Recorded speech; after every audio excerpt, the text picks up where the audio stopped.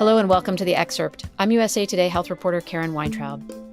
You've no doubt heard of the chemical dopamine. It's often referenced as part of the brain's reward system when we do something pleasurable. Dopamine, or a lack thereof, also plays a critical role in the onset of Parkinson's, a disease that afflicts an estimated 90,000 Americans every year. Treatment for Parkinson's focuses on managing its many symptoms, as there is no cure. But a new stem cell therapy, developed at Memorial Sloan Kettering Cancer Center for Advanced Parkinson's, is showing early promise. What's behind this incredible discovery and just how hopeful should patients be? Here to talk about this exciting new treatment and its impact on patients are the two physicians who helped make it a reality, Dr. Vivian Tabar and Dr. Lorenz Studer. Drs. Tabar and Studer, thanks so much for joining The Excerpt. Dr. Tabar, when someone is diagnosed with Parkinson's disease, what exactly is happening to their brain and their body? Well, we think that at the time an individual is diagnosed with Parkinson's disease, they have already experienced degeneration or loss of a large number of their dopamine neurons. We are all born with a limited number of large, beautiful dopamine neurons that live in our brainstem and that project to multiple areas in the brain. They're involved in a lot of intricate activities, but an important element of their function is to modulate movement. So the individual very commonly will come to clinical attention because of movement difficulties, albeit there are other symptoms, loss of smell, gastrointestinal symptoms, difficulties with sleep, and it's a complex picture. But it's important to remember that at the time they received this diagnosis, which today is still vastly made on a clinical basis, on an examination of the individual and listening to their symptoms, they have already lost probably 50% or more of their dopamine neurons and their projections. And what are some of the everyday challenges your patients face? You mentioned motor control, cognitive issues also, I think. For the majority of patients, and keep in mind that Parkinson's is a disease that spans a variety of symptoms and spectrum of progression and intensity. For most patients, it starts with manageable symptoms that they control well. Could be a tremor, could be some stiffness in their gait. And for the majority, I would say cognitive change comes late, assuming a proper diagnosis of Parkinson's. So it becomes paradoxically even more problematic because it starts interfering with activities of daily living, your ability to get to and from your job. You're still high performing, but you're impaired gradually and you're fully cognitively there often. And so you're very aware of the slow degeneration that's essentially relentless. Right. And you mentioned jobs. Are people affected by Parkinson's primarily older, retiree age, or are there other groups at risk as well? We didn't say necessarily retirees. Parkinson's, the sporadic form of it, which is the most common form. I mean by that, the form that's not inherited. That happens commonly in the 60s or later. But, nowadays people in their 50s and 60s are considered at their prime still at work. And others who are affected, we think of Michael J. Fox, who was certainly younger when he started developing symptoms. There are forms of Parkinson's that occur in a younger individual at a younger average age, and that is commonly related to specific mutations. The majority of Parkinson's disease occurs what we call sporadically, so without a hereditary or identified specific mutation that we are aware of. But some is related to a mutation, and those tend to occur at a younger age, but that's not the majority. And is it clear what causes Parkinson's? You mentioned the neurons, or is there still some mystery there? And can the causes vary from person to person? There is a lot of mystery.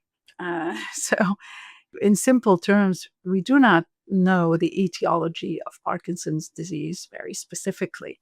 Many things have been invoked: the environment, environmental toxins, a genetic predisposition outside of the genetic forms of the disease. And we can talk a lot about some exciting science trying to dissect what's going on, the role of inflammation, etc. But the short answer to your question is we're not able today to tell a patient what caused their Parkinson's, again, outside the relatively uncommon hereditary forms. And can you walk us a little bit through how Parkinson's progresses over time? Is there sort of a path, many paths? What does that look like? So yes, there are many paths, but let's take an average situation. The patient would reach out to a physician, eventually come to the attention of a neurologist.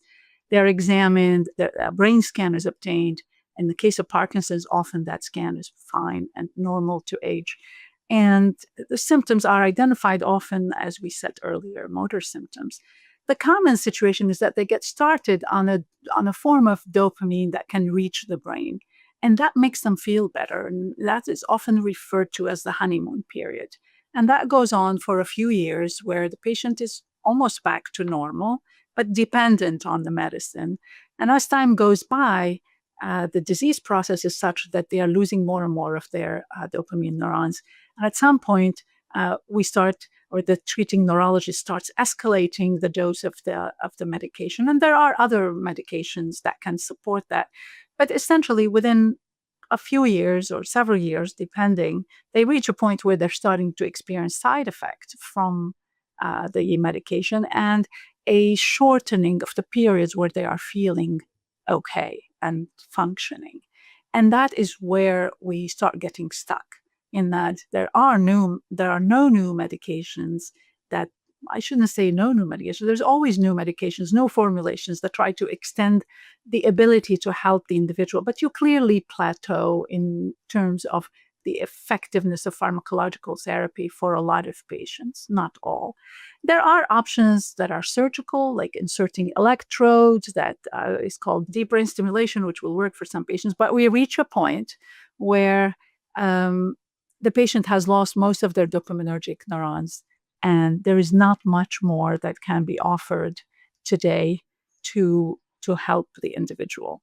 Hence the idea of what if we could replace those degenerated dopamine neurons. Which brings us to Dr. Studer. Dr. Studer, when did you first think about using stem cells as a possible way to treat Parkinson's? Yeah, it's really a very long story. In fact, it's, I think, nearly 3 decades when we first had the idea of doing so, which was the question now, can we really replace cells in the brain? And what would be the right source? And in fact, that was the goal of my laboratory starting 25 years ago, finding exactly what's the source of dopamine neurons. The challenge is, how do you make this very, very specific nerve cell in the brain? And so that was a long journey. It took us at least 10 years of basic research to understand now what is the code of development. It's a little bit like trying to go through these steps that the cells go in normal development, but give them those signals one by one in a culture dish. And so it's a little bit like a code that we need to decipher and then to apply to the cells. And by 2011, we could do that finally in a study that showed that we did a good job, because when we implant those cells back into a mouse, in a rat or in a monkey model of Parkinson's disease, we see benefit in that model. And that really then opened up the whole next step. Now, can we do that not just in an animal model, but maybe eventually in humans? That was what they call like the proof of concept. But then obviously it was not a long journey to get to the ultimate clinical patient. And how might the stem cell therapies transform the treatment landscape? What opportunities does this offer, and what specific are there specific symptoms that you expect to get better, or everything, or certain symptoms?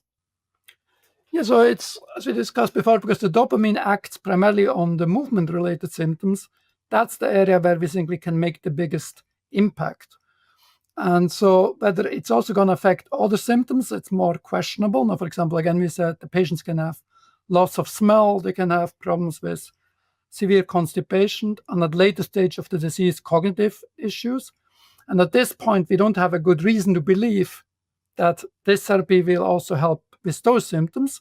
This has to be tested. It could be indirect effects, but the main effect we expect is that the movement disorder should improve. Again, we don't want to overstate it, but in a dream scenario, it would be you have still Parkinson's disease, so you cannot cure Parkinson's disease, but maybe if it worked ideally, you could cure the movement disorder component of Parkinson's disease.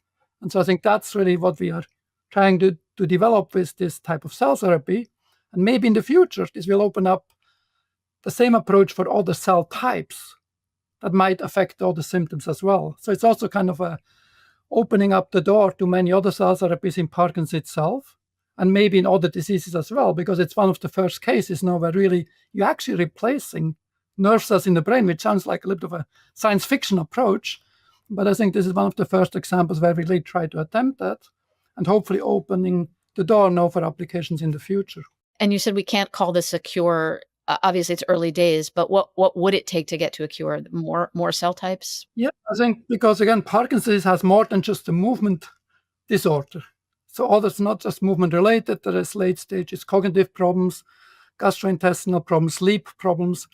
And those are unlikely to be treated with this cell type. So what you can envisage is, yes, well, maybe you would have additional cell types that can attack that.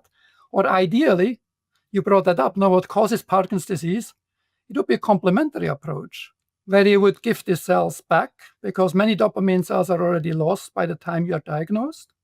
So you get that movement-related symptoms hopefully restored.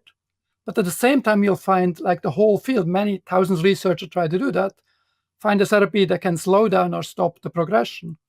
So you would gain back the function that you've already lost, but you would maybe not get some of those later symptoms. That would be the even bigger dream in the future. I was going to ask Dr. Studer where the research goes from here. We always talk about bench to bedside, but there's also a bedside to bench. So where you kind of try to figure out, so what could you do even better now with regard to the cells, that they function maybe more quickly, or they are more potent, or they have some additional features like we discussed. How could it treat some of the other symptoms in the future? So I think that's a big area for Parkinson's disease itself. How can we get the most benefit out of this kind of an approach? But then the other part is really, there's so many other very severe diseases now. We talk about Alzheimer's disease, we talk about ALS and other disorders. Each of them might need a different approach, quite different. So in some cases, we don't think we can just replace nerve cells, but we still learn that maybe other approaches could be used in those specific disorders. And it then gives us a lot of encouragement now when we see some progress in one area, that this might be not just kind of a one-time go, but we might have opportunities to now give some help to those very difficult to treat neurodegenerative disorders, where even today, this has been kind of some of the valley of death for many of the drugs. Now, very, very few new drugs came up in the context of neurodegenerative disorders. And I don't think cell therapy is alone going to solve all of that, but it's yet a new tool that is becoming actually clinically a realistic option to replace cells. And I think that's quite exciting. There's some examples, for example, for treating eye disorders, so-called people who get blindness, macular degeneration, where data look quite promising. There's some examples maybe in very severe seizures where cells could be useful. So I think this is one of the very, very first examples now, where you now go all the way to this phase 3 study. But in the lab, now we are thinking, what did we learn? Why did it take us 25 years, for example? How can you make it quicker? And what would be some of the next targets? Because from the stem cell side, we learned a lot. So by now, we can pretty much make any cell type of the brain. So that's the language to make this as no longer limiting. What's limiting is now to know what's really needed in each individual patient, which is going to be quite distinct and will take, again, a couple of years, but I'm pretty confident not another 25 years. Yeah. Well, we will stay tuned for that. It's very exciting work. Thank you both so much for being on the Excerpt. Thanks so much. Thank you for having us. Thanks for watching. I'm USA Today health reporter Karen Weintraub. I'll see you next time.